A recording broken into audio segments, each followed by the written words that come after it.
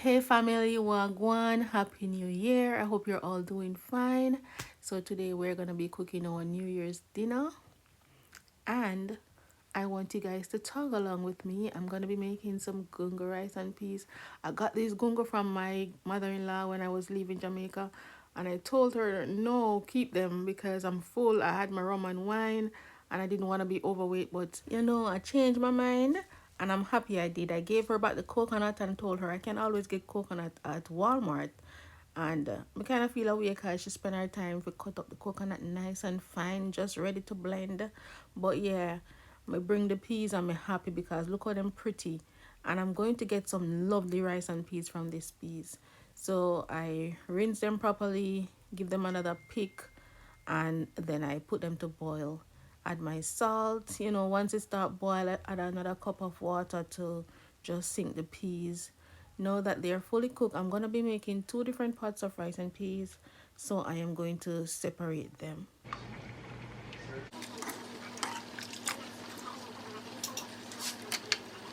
So here we have one pot. I'm going to go ahead and season. I add in my scallion, thyme, my Scotch bonnet pepper, and I'm going to be using powdered milk today.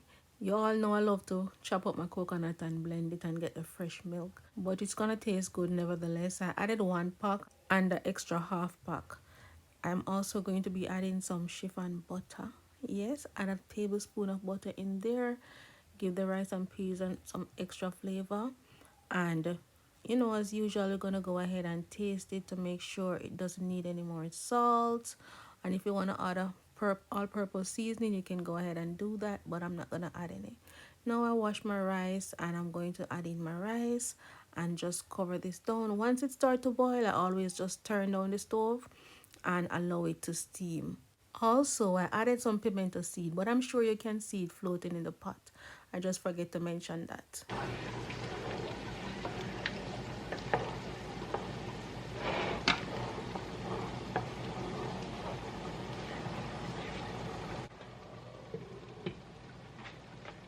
So here we have some goat meat rinsing, and we're gonna season it up nice and proper.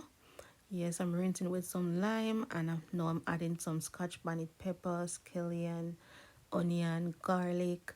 I'm adding some garlic and onion powder as well. You always just go ahead and season with whatever seasoning you can find. I'm also going to be adding some ginger powder, adds a nice flavor to the goat.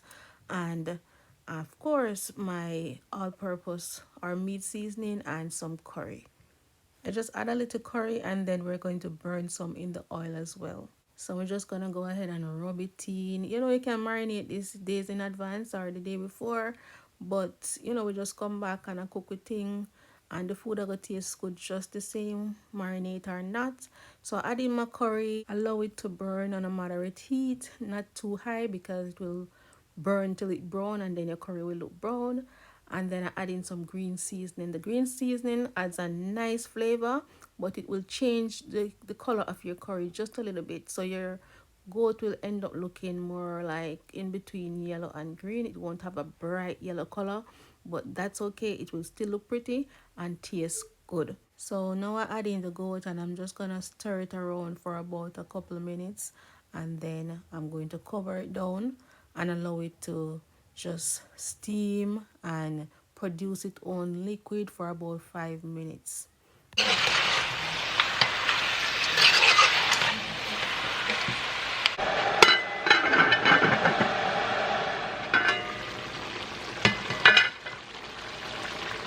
This when the meat raw and it look good and smell good, you know so the pot I got taste good when it's done.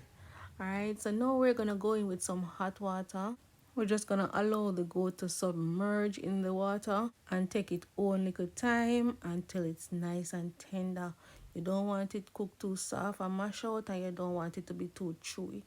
Alright, so once it's dried out, you just constantly add more water until the meat is tender to your liking. So see, the rice and peas is all done. My husband like when your rice kind of mushy, soft and mushy, and me like it kind of on the shellier side. So this part was right in between. So now I'm just fluff it and I'm going to remove the pepper and the scale and all of that.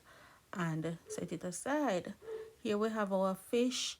I'm going to just rinse it. It's scaled and cleaned up already, and if you see a hole on it, it's because it's spear fishing. So you call it spear rod fishing. And yeah, them nice and fresh, straight out of the ocean. So just squeeze some lime, rinse them off, and I give them an extra scale and brush out the inside just a little bit, but they were moderately clean. And I'm also gonna go ahead and just trim it up just a little bit. After I trim them up, I just pat dry them, and then I'm going to make a couple slices on the sides to add my seasoning, and then we're gonna go outside and fry them, because I know when you fry it in the house they kind of leave a lingering scent, and it's not really cold out there today. So what I'm gonna do is just go ahead, add some salt, black pepper. Normally I just use salt and black pepper, but sometimes I add in a little onion powder, garlic powder, mix that up, and then we're gonna go ahead and season the fish inside, outside, and in those little slits that I made.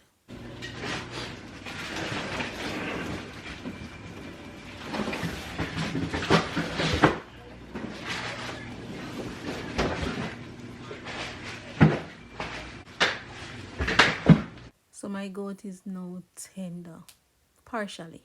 You can cook a little bit more, but not much. So we're gonna pour some more water on it, and then we're gonna re-season with some more green seasoning, the scallion, pepper, all of that good stuff. And if it needs a little more salt, we're gonna taste it and add that as well as our veggies.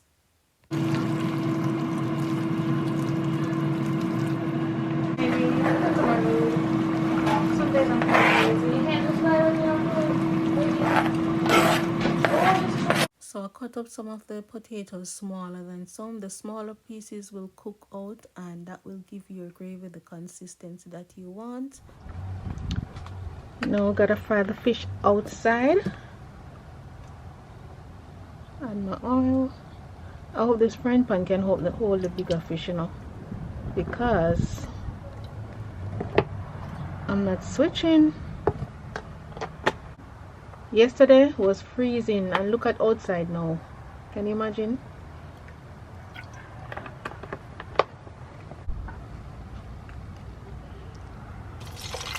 Let's add some flavor to the pot. Just let those burn a little bit, and then I add in my fish. Alright, so the oil is hot. Going in with my fish. Ooh, barely whole.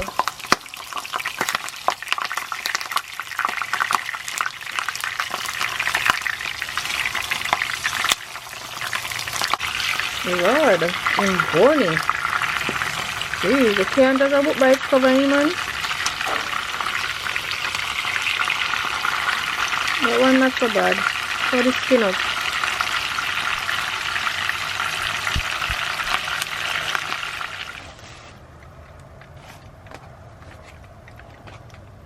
The one I could have stayed in the ocean a little longer though. But they will be eaten nevertheless. So now we're back inside. I'm going to use a little of the fish oil to make that Escovitch sauce nice. I'm adding in my carrot, my onion. At this point, I'm rushing through. Normally, I saute the carrot a little bit and then add the onion, depending on which one you like more on the crunchier side. But yeah, today everything I'm going to the pot one time. Add in my pimento seeds, saute those for a little bit, and then we're going to add in some vinegar. And I always add a little seasoning, just a little black pepper and salt, not too much. And I always get custard for this one. I always add a pinch of brown sugar or white sugar, whichever one I have at the moment, in my Escovitch sauce. It just creates a balance between the vinegar and the pepper. But you don't have to add it if you don't want to, but it tastes very nice to me. And then I add in my Scotch bonnet pepper and bell peppers. I'm going to cover this down and allow my Escovitch sauce to come together nicely. You can cover it down for about 3 to 5 minutes. It all depending on how crunchy you want your veggies or how soft you want it.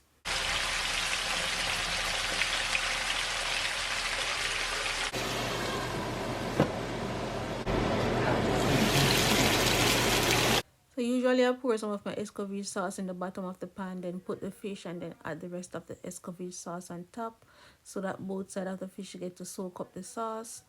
But these were not a lot of fish, so I just pour everything on it.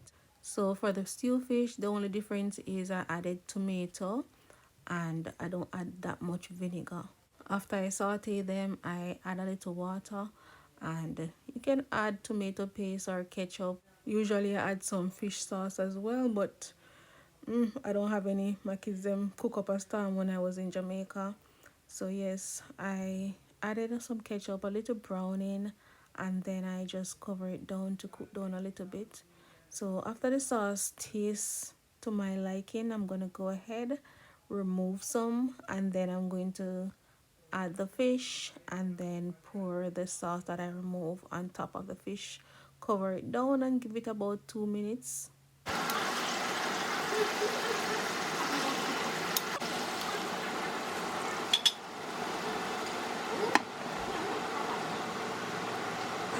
So as you can see, the curry goat touched down. Nice. And I'm going to make the veggies. I'm just shredding some cabbage the old-fashioned way. Remove the core and just place it on its back and just shred. That's it. As for the carrots, they're not so lookable. It's like the ending of the carrots in the bags that I came back home to.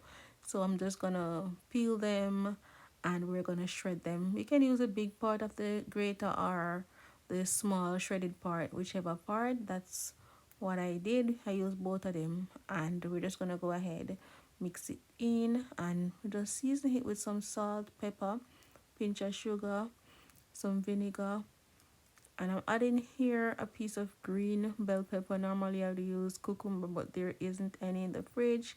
And just go ahead, season. Some people want mayonnaise, some don't. So what I do is just remove some and then I add mayo to the rest. So now it's time to share dinner, or let me use a fancy word. We're going to plate. We're going to plate the dinner, and here we have our nicely cooked curry goat, stew fish, rice and peas, and veggies. So here it is. Dinner is served, and let me tell you, it was delicious. As we say in Jamaica, the food turn up. Yeah, it was proper. So yeah, thank you all so much for watching. I hope you have a prosperous and productive new year. I hope all your dreams and achievement will be fulfilled, and I hope to see you guys throughout the rest of the year with me. All right, stay safe, show some love, and I'll catch you guys in my next video. Bye.